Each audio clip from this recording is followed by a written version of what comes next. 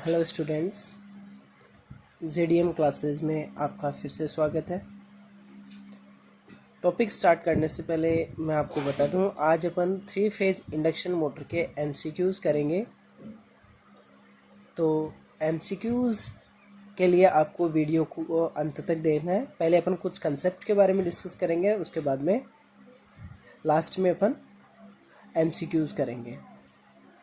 जिन लोगों ने चैनल को सब्सक्राइब नहीं किया है वो सब्सक्राइब कर लें, क्योंकि आने वाले और टॉपिक्स में आपको इनसे भी अच्छी डिटेल्स में और अच्छी तरीके से वीडियो मिलते रहेंगे, जहां से आप अपने सारी प्रॉब्लम्स को सॉल्यूशन कर सकते हैं। अगर आपको कोई भी प्रॉब्लम्स आती हैं तो आप कमेंट बॉक्स में जाके कमेंट कर सकते हैं, उनका मैं पर्सनली आपको सॉल्यूशन दे दूंगा। तो टॉपिक स्टार्ट करने से पहले एक बार फिर से आप सबसे रिक्वेस्ट है कि चैनल को सब्सक्राइब ज़रूर करें और अपने फ्रेंड सर्कल में शेयर करें, ताकि ज़्यादा से ज़्यादा लोगों तक ये वीडियो पहुंच सके।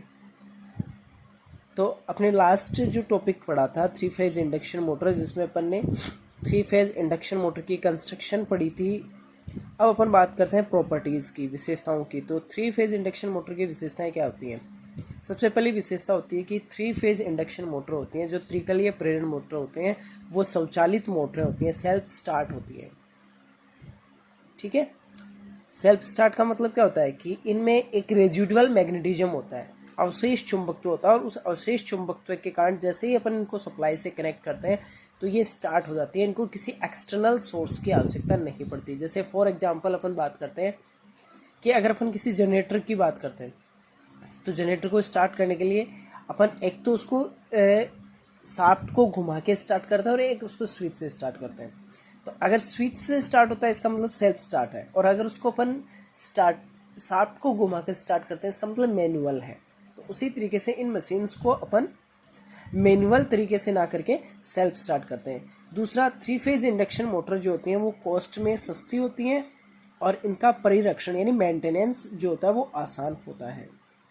और इनमें कम्यूटेटर अब्सेंट होता है, यानी कम्यूटेटर नहीं होता है। जैसे अपन जनरेटर में बात करते हैं कि जनरेटर में कम्यूटेटर होता है, वो कम्यूटेटर जो है वो 3 फेज इंडक्शन मोटर में नहीं होता है, और नहीं होने के कारण इनकी आर्मेचर रिएक्शन यानी आर्मेचर प्रतिक्रिया कम होती है। उसके बाद में अपन बात करेंगे 3 फेज इंडक्शन मोटर होती हैं उनमें एक चुंबकीय क्षेत्र उत्पन्न होता है, और जो उत्पन्न होने वाला चुंबकीय क्षेत्र होता है वो कैसा होता है? घूर्णनमान चुंबकीय क्षेत्र होता है, यानी रोटेटिंग मैग्नेटिक फील्ड होता है। पिछले टॉपिक में अपन ने कंस्ट्रक्शन की बात करी थी 3 फेज इंडक्शन मोटर के। अब अपन बात करते हैं रोटर की। तो 3 फेज इंडक्शन मोटर का जो रोटर होता है वो 2 प्रकार का होता है, एक होता है वोंड टाइप और दूसरा होता है स्क्वायर गेज टाइप। अब अपन बात करते हैं कि 3 फेज इंडक्शन मोटर जो होती हैं उनकी स्पीड को कंट्रोल कैसे किया जा सकता है, उनकी स्पीड को नियंत्रित कैसे किया जा सकता है। तो इसको नियंत्रित करने के लिए अपन 2 विधियों का उपयोग करते हैं मोस्टली। एक है प्रतिरोध विधि द्वारा, यानी अपन क्या करेंगे कि प्रतिरोध के मान में वृद्धि कर देंगे, रेजिस्टेंस के मान को बढ़ा देंगे। रेजिस्टेंस को मान को बढ़ाने के कारण अपन उसकी स्पीड को कंट्रोल कर सकते हैं। और दूसरा कैस्केड कनेक्शन। कैस्केड कनेक्शन का मतलब होता है 2 मोटर को अपन पैरेलल कनेक्ट कर देते हैं, और पैरेलल जब 2 मोटर कनेक्ट हो जाएंगी तो वो कनेक्शन कौन सा कहलाता है? कैस्केड कनेक्शन कहलाता है, और इसकी वजह से स्पीड में कमी आ सकती है। फिर अपन बात करते हैं पावर फैक्टर की। तो 3 फेज इंडक्शन मोटर जो होती हैं वो मोस्टली लेगिंग पावर फैक्टर पर ऑपरेट होती हैं। लेगिंग पावर फैक्टर का मतलब क्या होता है? लेगिंग पावर फैक्टर का मतलब होता है कि करंट जो होती है वो वोल्टेज से पीछे चलती है, और करंट वोल्टेज से पीछे किस में चलती है? अगर अपन रेजिस्टेंस की बात करें, या यानी प्रीपथ जो होते हैं, एक रेजिस्टिव सर्किट होता है, प्रतिरोधी प्रीपथ होता है, एक होता है इंडक्टिव सर्किट यानी प्रेरकीय प्रीपथ, और एक होता है कैपेसिटिव सर्किट यानी संधारित्य प्रीपथ। तो इन तीनों प्रीपथों को अगर अपन बात करें तो रजिस्टिव में जो होता है करंट और वोल्टेज सेम फेज में चलते हैं, और इस वजह से उनका पावर फैक्टर होता है वो यूनिट पावर फैक्टर होता है। और अगर कैपेसिटिव सर्किट होता है तो कैपेसिटिव सर्किट में करंट जो है वो वोल्टेज से आगे चलती है 90 डिग्री के एंगल पे, तो उसको कहा जाता है लीडिंग पावर फैक्टर। और इंडक्टिव सर्किट यानी प्रेरकीय प्रीपथ होते हैं उनमें धारा जो होती है वो वोल्टेज से पीछे चलती है, इसलिए उनको लैगिंग पावर फैक्टर कहा जाता है। तो 3 फेज इंडक्शन मोटर जो होती हैं वो लैगिंग पावर फैक्टर पे चलती है, यानी उनमें इंडक्टिव प्रॉपर्टी पाई जाती है, प्रेरकीय विशेषताएं पाई जाती हैं और इनके लिए फुल लोड पर जो पावर फैक्टर होता है वो अप्रोक्सीमेट 0.8 होता है लैगिंग में। और अगर नो लोड यानी कोई भी लोड नहीं रखा जाए और उस स्थिति में मोटर को चलाया जाए तो वहाँ पे अपने पास पावर फैक्टर की वैल्यू आती है 0.2। अब अगर अपन बात करें कि 3 फेज इंडक्शन मोटर्स जो हैं उन 3 फेज इंडक्शन मोटर की के लिए फेज सीक्वेंस होता है RYB। RYB यानी जो फेज क्रम होता है उसकी अपन बात कर रहे हैं और वो फेज क्रम अपने पास क्या आ जाता है RYB की फॉर्म में आ जाता है। अगर अपने को इस मोटर की दिशा को बदलना है तो मोटर की दिशा को बदलने के लिए उसकी घूर्णन की दिशा को बदलने के लिए जो फेज अनुक्रम RYB अपन लेके चल रहे हैं उस फेज अनुक्रम RYB को अपन चेंज कर लेते हैं यानी आगे पीछे कर देते हैं और आगे पीछे कर देने के कारण अपने पास जो है मोटर के घूर्णन की दिशा में परिवर्तन हो जाता है। ठीक है स्टूडेंट्स, तो ये तो था अपना basic concept 3 phase induction motor के लिए। अब अपन यहाँ से 3 फेज इंडक्शन मोटर के लिए कुछ MCQs करेंगे। तो उन MCQs के लिए मैं आपको प्रत्येक क्वेश्चन को बताऊंगा, उसके बाद में 10 सेकंड का समय दूंगा, आप उसके बारे में सोचना, उसके बाद में मैं आपको आंसर भी दूंगा। तो MCQs के लिए आप अपनी नोटबुक साथ में रखें ताकि आप उन क्वेश्चंस को नोट कर सकें। ठीक है, अभी मैं आपको रिटन में नहीं समझा के ओरली वो क्वेश्चंस बोलने वाला हूँ। थोड़ा सा वीडियो बनाने में मेरे पास अभी प्रॉपरली सेटिंग नहीं हो पाई है। जब मैं प्रॉपरली सेट हो जाऊँगा तो आपको क्वेश्चंस जो हैं वो प्रॉपरली आपको मिलते जाएंगे, लिंक से आप डायरेक्टली ले पाएंगे। लेकिन इस बार वाले जो क्वेश्चंस हैं वो आप नोट कर लेना। ठीक है, तो मैं कुछ क्वेश्चंस जो हैं इस टॉपिक से रिलेटेड वो आपको अभी सॉल्यूशन करवा देता हूँ। जैसे मैं पहला क्वेश्चन से आपको बताता हूँ। पहला क्वेश्चन है कि 3 फेज AC मोटर जो होती हैं उनका स्रोत किससे संयोजित किया जाता है। क्वेश्चन है 3 फेज AC मोटर का स्रोत जो है वो किससे संयोजित किया जाता है। ऑप्शन है रोटर, स्टेटर या दोनों में से कोई नहीं। तो जो सप्लाई है, स्रोत जो है उसको किससे कनेक्ट किया जाता है। तो स्टूडेंट्स जो AC मोटर्स होती हैं उनमें सप्लाई को हमेशा स्टेटर के साथ में जोड़ा जाता है। ठीक है, दूसरा क्वेश्चन है AC मोटर में घूर्णन की गति किसके समानुपाती होती है। ठीक है, क्वेश्चन है कि AC मोटरों में घूर्णन की गति जो है वो किसके समानुपाती होती है। ऑप्शन है आपके पास फ्रीक्वेंसी, दूसरा ऑप्शन है आपके पास बैक EMF, तीसरा दोनों और चौथा कोई नहीं। ठीक है, तो इसका आंसर क्या होगा। इसका आंसर होगा फ्रीक्वेंसी, क्योंकि अपन ने एक फॉर्मूला बनाया था NS सिंक्रोनियस स्पीड के लिए। NS का अपन ने फॉर्मूला निकाला था और उसका फॉर्मूला बना था 120F/P। तो यहाँ से NS जो है वो F के क्या हो गया, प्रोपोर्शनल हो गया। और प्रोपोर्शनल यानी समानुपाती, और पोल यानी पोल की संख्या के क्या हो जाता है, व्युत्क्रमानुपाती हो जाता है।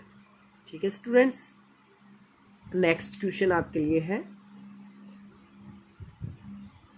थर्ड क्वेश्चन आपके लिए है AC मोटर मुख्यतः कितने प्रकार की होती हैं। तो AC मोटर मुख्यतः रोटर के बेस पे अपन बताते हैं और वो 2 प्रकार की होती हैं। एक होती है वॉन्ड और दूसरी कौन सी होती है, स्क्वायर्ड गेज। या फेज के अकॉर्डिंग अगर अपन बताएं तो सिंगल फेज होती हैं और दूसरी होती हैं 3 फेज।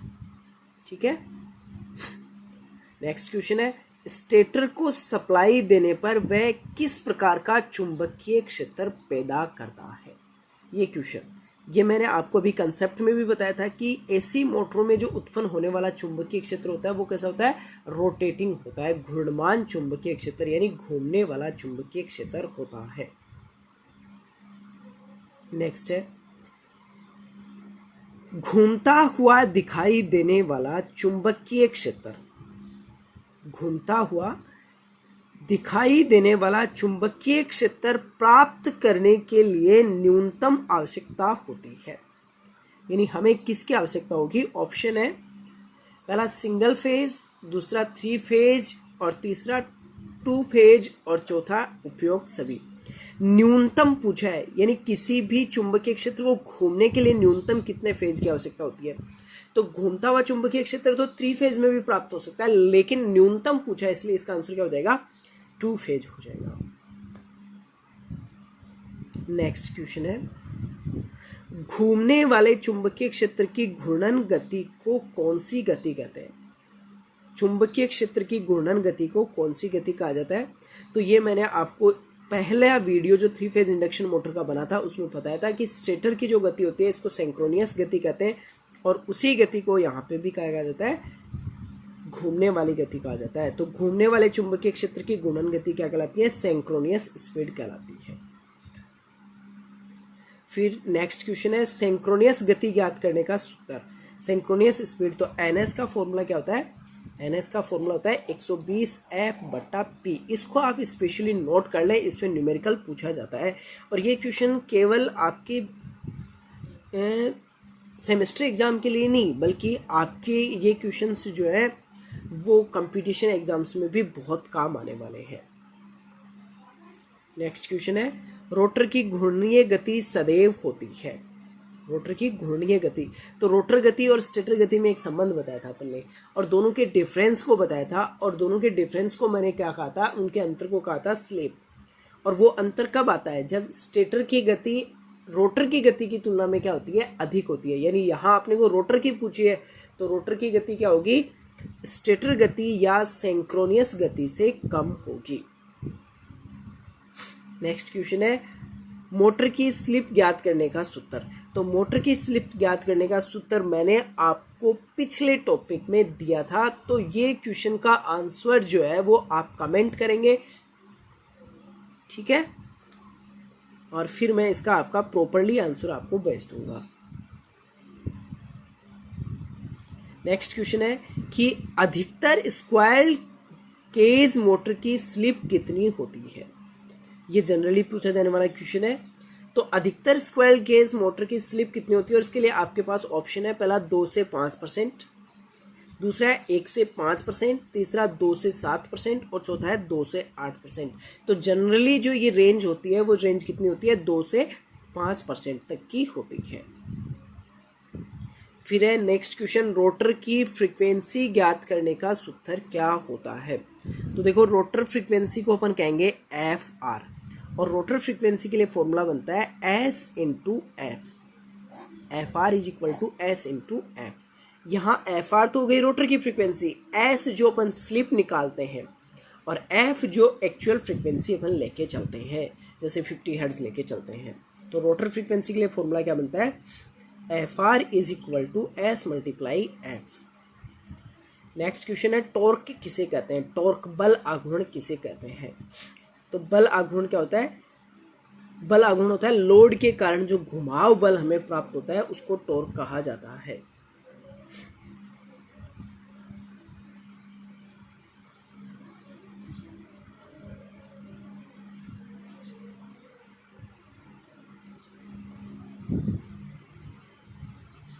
एक क्वेश्चन मैंने आपको पहले कंसेप्ट में बताया था कि 3 फेज मोटर के वाइंडिंग के मध्य कोण कितना होता है, यानी RYB के बीच में एंगल कितना होता है। तो इसका आंसर भी आप कमेंट करेंगे, ठीक है स्टूडेंट्स। बाकी जो क्वेश्चंस हैं वो भी आपको एक साथ मिल जाएंगे, इसके क्वेश्चंस जो हैं 3 फेज इंडक्शन मोटर के। तो ये आपके बेसिक नॉलेज के लिए 3 फेज इंडक्शन मोटर और उसके कुछ MCQs थे। आप चैनल को सब्सक्राइब कर लें ताकि आपको नए जो वीडियोस हैं उनका नोटिफिकेशंस प्राप्त हो जाए। उसके लिए आप बेल आइकन को क्लिक कर दें, तो जैसे ही कोई नया वीडियो अपलोड होता है तो उसका आपको डायरेक्टली नोटिफिकेशन आ जाएगा। Thank you students.